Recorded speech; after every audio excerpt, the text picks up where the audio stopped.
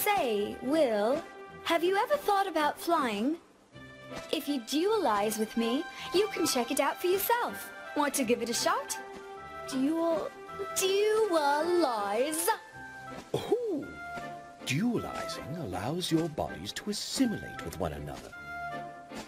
It's probably much easier to understand if you just try it. Go over and touch NiGHTS. You'll see what I mean.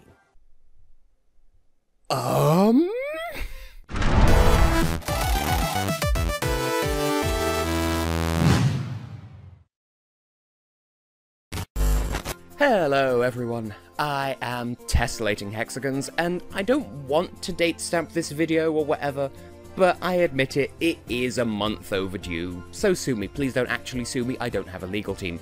On the plus side, it means I had an extra month to get myself together with this video, and also to wrangle a guest to assist in the good wordsing and such like for those moments where I can't quite as word as I usually that I do. Yeah. Oh my gosh. Tess is talking about NiGHTS. I'm getting in on this. From the void of Austin on Sugar, Heather appears. Please tell me I didn't miss talking about how hot Riella's voice is. We'll, get to that, I'm sure. So yes, as I was about to introduce, I'll be talking about NiGHTS. Not just any NiGHTS, mind you, but the Journey of Dreams variety. Yeah, I could have made a lazy pun there that deliberately conflates NiGHTS the character with NiGHTS the time of day, but in spelling this out, I've already ruined the prospect of that. What are you gonna do about it? Watch this vid early in the morning. Really? So let's just get on with the fast facts about Journey of Dreams then. It was developed by Sonic Team, or should I say... Sonic Team. As a sequel to the original NiGHTS into Dreams for the Sega Saturn. Since the Saturn was so much more powerful than the marketing at the time was willing to admit, they wanted to wait for a suitably powerful successor to release the follow-up on. Well, that follow-up never came, so they settled for the Nintendo Wii instead. And just to make things extra awkward, they did that thing that was oh so trendy at the time, released the game on about 27 different dates, depending on the target market's favourite flavour of ice cream. Well, okay, it was region-locked and took an arbitrary amount of time to reach each region, but that's basically the same thing. So, in order, it came out in Japan first, naturally, on the 13th of December 2007, and because they can't bear not to be the first at everything, the first region it was exported to from there was... well, okay, North America as a whole, but I'm trying to rag on the US here. Yeah. Which came on the following week, on the 18th. From there, all was quiet for a while until Australia, mind you, woke up on the 24th of January the following year to find that they'd been graced with its presence. And finally, the day after that, it finally reached European shores.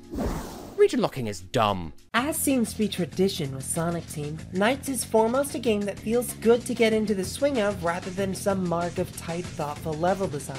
Here it's just a fun-loving gesture fused with a hapless kid in a dream world flying around collecting various baubles and watching numbers float out of you every time you do. Once you get into that flow, there's a great sense of freedom that keeps you coming back. More times than I'd like to admit on recording. At least, that's how it works in the main stages, but we'll get into that. Hey, there is no shame in liking this game. I mean, yes, it has its quirks, but... yeah, we'll get into that in due course, and yep, that's the gimmick of this review apparently.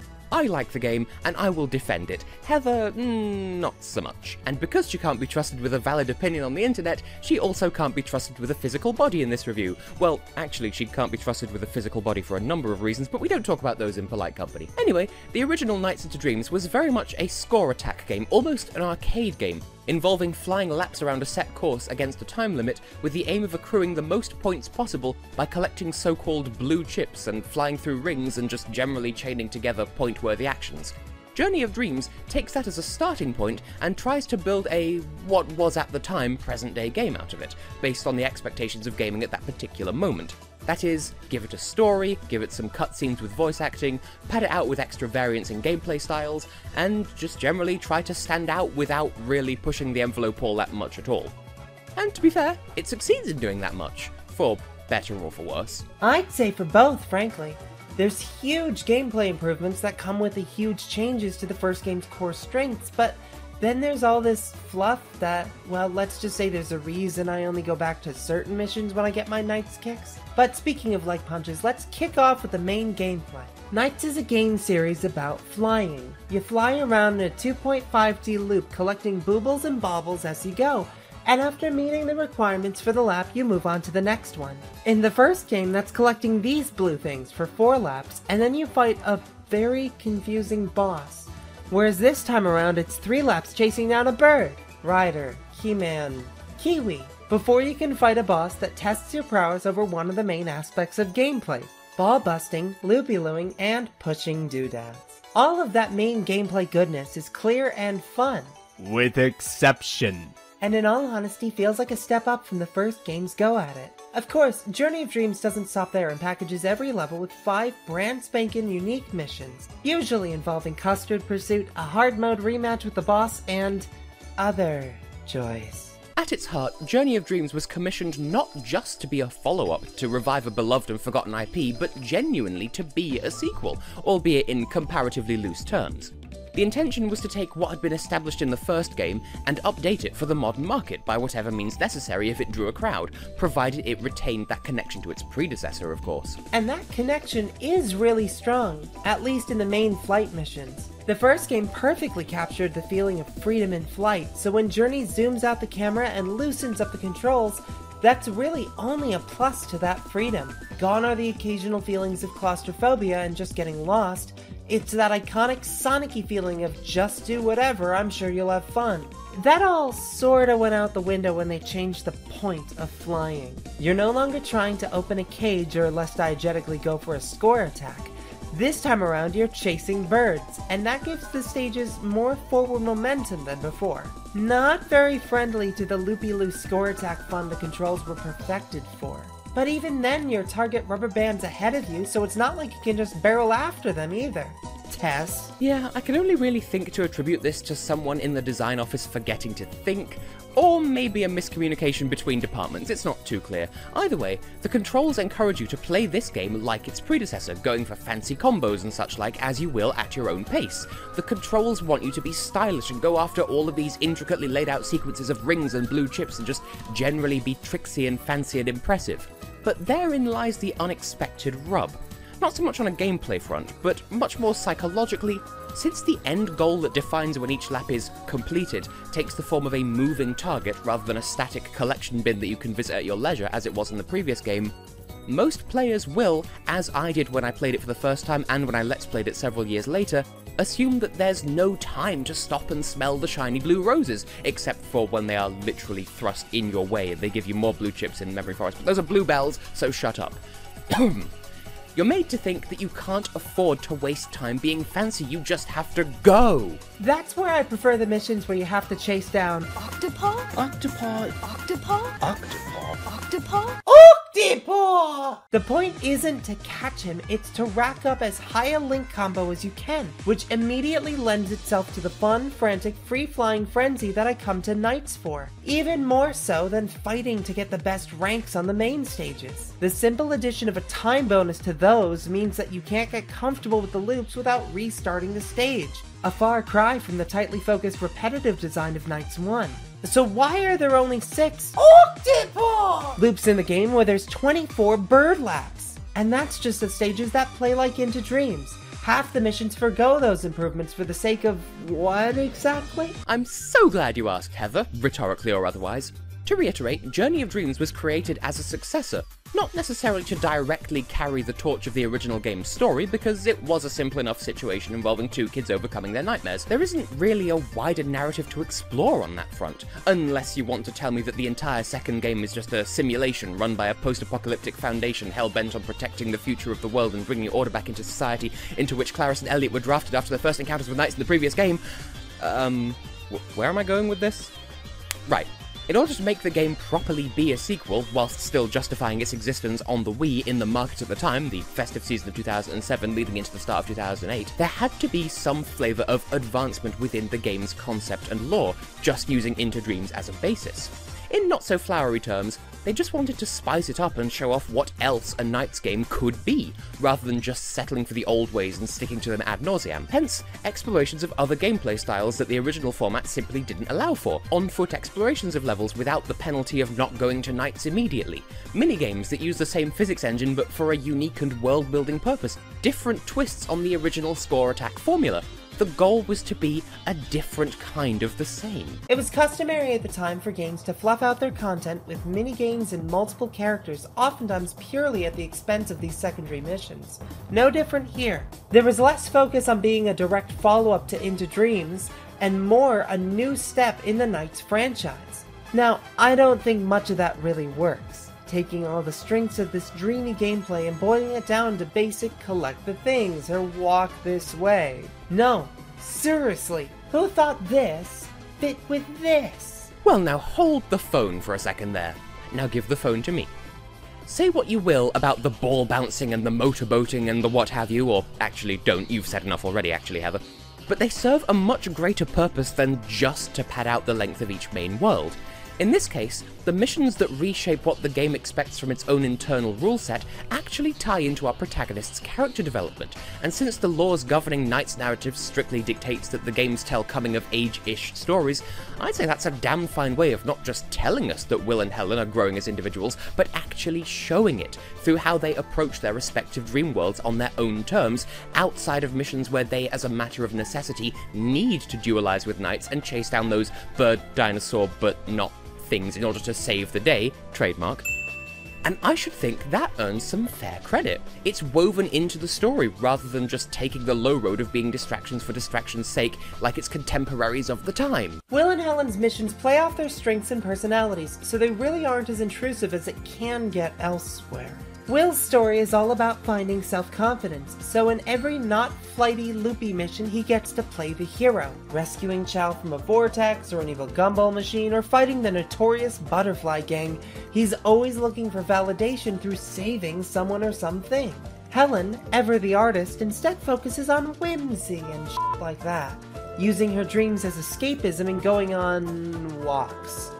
Really, really long walks.